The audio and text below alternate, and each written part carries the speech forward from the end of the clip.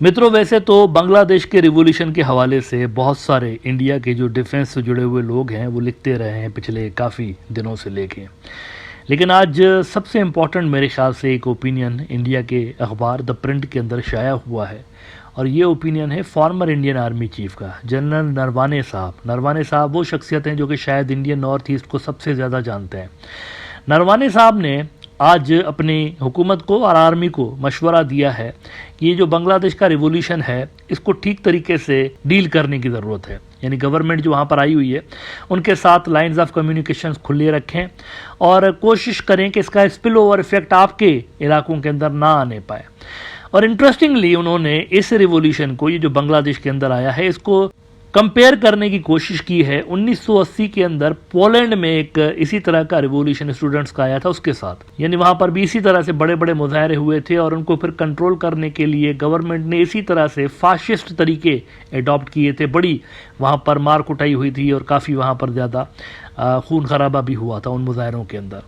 तो उन्होंने कहा है कि दोनों मुजाहरों के अंदर कुछ सिमिलरिटीज़ हैं। मिसाल के तौर पर वो कहते हैं कि दोनों मुजाहरों में जो कॉलेजेस, हॉस्टल्स और यूनिवर्सिटीज़ थी वो एक तरह से आप कह सकते हैं कि कम्युनिकेशन सेंटर्स का रोल प्ले कर रही थी। यानी स्टूडेंट्स जमा होते थे इन जगहों पे, अगला जो प्लानिंग था उनका, जो भी उनका मूव होता था नेक्स्ट, वो यहाँ पर बनता था, फिर ये ग्राउंड पे जाके उसको एग्जीक्यूट कर रहे होते थे ना। इससे उनके ओपिनियन की कुछ इंपॉर्टेंट जो चीज़ें हैं वो ज़रा मैं आपके साथ शेयर करना चाहूँगा। वो कहते हैं कि Bangladesh protest have implications for India, New Delhi must engage at military level. ये जोर दे के कह रहे हैं must engage at military level. इसकी वजह नॉर्थ ईस्ट है। असल में वो नीचे बता रहे हैं कि हमारा जो नॉर्थ ईस्ट है उसके लिए ज़रूरी है कि आप इंगेज हों बांग्लादेश के साथ। इस तरह से जैसे बहुत सारे पॉलिटिशियंस सलाह दे रहे हैं ना, बैकआउट करके बैठ जाए, ये कह रहे हैं ऐसा मत करिए, इंगेज हो उनके साथ, बातचीत करिए उनके साथ, और मसला जो अगर आपके दरमियान हो तो उसको हल करने की कोशिश करिए। वो कहते हैं कि nevertheless the future of the student revolution in Bangladesh looks promising. तारीफ कर रहे हैं वो कि जी इसका जो मुस्तकबिल है वो अच्छा नज़र आ रहा है और एक पोटेंशियल नज़र आ रहा है कि ये बेहतरी की तरफ जाएंगे। लेकिन साथ में वो कहते हैं कि with potential for significant political and social reforms quite like the student led protest in Poland 1980। In both the Bangladesh and Poland student protest, universities and hostels became centers of intense student activity and planning.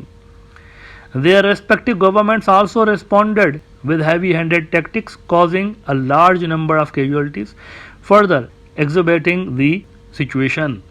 और आखिर में उन्होंने अपनी government को सलाह दी है कि इसमें ये जो हालिया वाक़यात हुए हैं इसमें इंडिया के लिए भी एक बुरी न्यूज़ है। और वो बुरी न्यूज़ ये है कि बांग्लादेश ने ये जो अनाउंस किया है कि वो इंडिया के साथ जितने भी उनके एग्रीमेंट्स वगैरह हैं उनको दोबारा से रिव्यू करेंगे और अगर ज़रूरत पड़ी तो उनमें से कुछ जो है वो स्क्रैप भी हो सकते हैं। इस तरह की भी स्टेटमेंट्स हमने हाल ही में सुनी है।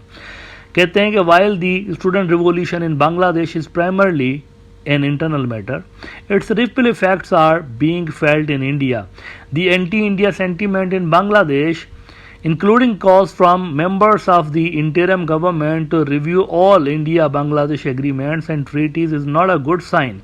The situation necessitates a balanced response from the Indian government, keeping channels of communication open with all stakeholders.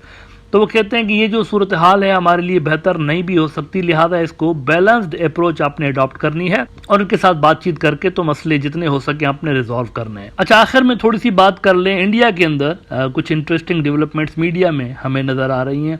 BJP सरकार ने क्या किया हुआ है कि उनके जो हिंदुत्ववादी एक्सट्रीमिस्ट हैं, एक पूरा का पूरा मीडिया ब्लॉक है जो कि हिंदुत्व को रिप्रेजेंट कर रहा होता है। इस ब्लॉक के अंदर सिर्फ इंडियन जर्नलिस्ट नहीं है, इसके अंदर नॉन इंडियन जर्नलिस्ट भी हैं। तो इस ब्लॉक ने क्या किया है कि बांग्लादेश में जब रिवॉल्यूशन आया तो इन्होंने इंडियन जनता का ध्यान हटाने के लिए अटैक इन्होंने अनलीश कर दिया था राहुल गांधी के ऊपर। यानी राहुल गांधी के हवाले से बेवकूफ़ाना किस्म की ट्रांसमिशंस हमें देखने को मिल रही थी।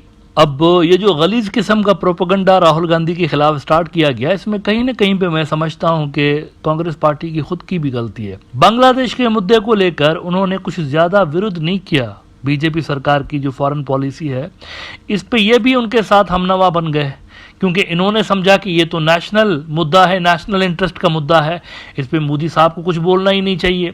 हालांकि ये भी जानते हैं कि ये मोदी की बुरी फॉरेन पॉलिसी का नतीजा है। असल में जो कुछ भी बांग्लादेश के अंदर हुआ है, उन्होंने अपने सारे अंडे एक ही टोकरी में डाल रखे थे, अवामी लीग सरकार की टोकरी में। तो राहुल गांधी ने इतना ज्यादा विरोध नहीं किया। ये जो भी कुछ बांग्लादेश के अंदर हुआ, इसका राहुल गांधी ने कुछ ज्यादा लंबा चौड़ा चर्चा मीडिया के अंदर भी नहीं किया। अब उसके बावजूद लेकिन यह हुआ कि हिंदुत्व ब्रिगेड जो है, इन्होंने पब्लिक का ध्यान लगा दिया राहुल गांधी के पीछे, और अजीब सी उनके पीछे एक उन्होंने मीडिया कैंपेन स्टार्ट कर दी कि ये जो है असल में इंडियन नहीं है, इनके पास दूसरी सिटीजनशिप है, और तरह तरह की खबरें इनकी पर्सनल लाइफ के हवाले से भी ये छापने लगे। बांग्लादेश का एक जर्नलिस्ट है सलाउद्दीन चौधरी, जो कि हर दूसरे तीसरे बंदे को आईएसआई का एजेंट डिक्लेयर करता रहता है। पहले ये पिनाकी भट्टाचार्य, फिर जमात इस्लामी वाले, बीएनपी वाले, इनको आईएसआई का एजेंट बोलता था। लेकिन चूंकि ये बंदा भी हिंदुत्व ब्रिगेड की वो जो मीडिया ब्लॉक है उसका हिस्सा है, तो इन्होंने भी राहुल गांधी के खिलाफ उसी कैंपेन में हिस्सा लिया, और इन्होंने राहुल गांधी को भी आईएसआई का एजेंट डिक्लेयर कर दिया, सोनिया गांधी को भी आईएसआई का एजेंट डिक्लेयर कर दिया इन्होंने। और लंबा चौड़ा इन्होंने जनाब अपने ट्विटर के ऊपर लगे हुए थे। अच्छा, अचानक से इनके ट्विटर की रीच भी बढ़ गई, ये भी नोट करिए आप।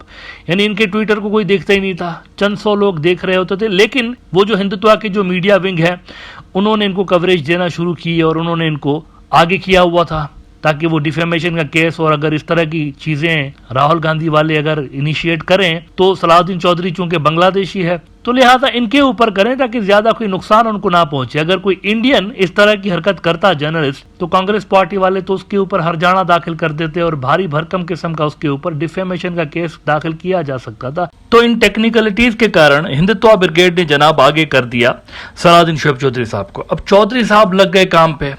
अगर आप इनका ट्विटर खोल के देखें तो मुख्तलिफ मतलब पर्सनल मीटिंग्स की तस्वीरें, जैसे राहुल गांधी साहब किसी के साथ खाना खा रहे हैं तो वो शेयर कर रहे हैं, और ऊपर कैप्शन में पूछ रहे हैं कि ये लड़की कौन है, वो लड़की कौन है, तो फला कौन है। इसी तरह से सोनिया गांधी साहिबा के जो पास्ट है, मतलब उनका अगर आप पास्ट देखें तो वो इंडियन नहीं थी, तो उनके हवाले से अजीबो गरीब खबरें कि ये पहले क्रिश्चियन थी, अब भी क्रिश्चियन है, प्रैक्टिसिंग क्रिश्चियन है, कैथोलिक है, वगैरह वगैरह। इस तरह की खबरें वो शेयर करने लगे। अब ये इन भाई साहब के जर्नलिज्म का लेवल है। भाई क्रिश्चियन बिल फर्ज अगर वो है भी, अव्वल तो मुझे नहीं पता वो है या नहीं है, लेकिन अगर है भी तो ये कौन सा जुर्म है? ये जुर्म तो नहीं है ना इंडियन कॉन्स्टिट्यूशन के हिसाब से। इसी तरह से अगर राहुल गांधी किसी के साथ बैठ के खाना खा रहा है, उसकी जाती जिंदगी है, आपको तो कोई हक नहीं पहुंचता ना इस तरह के सवालात पूछने पे। तो ये कई दिनों से लेकर लगे हुए थे, और फिर इनकी जो स्टोरीज हैं, ये हिंदुत्व के जो ग्रुप्स हैं, व्हाट्सएप के ग्रुप्स और दीगर जो इनके प्लेटफॉर्म्स हैं, उसके ऊपर ये शेयर होने लगी।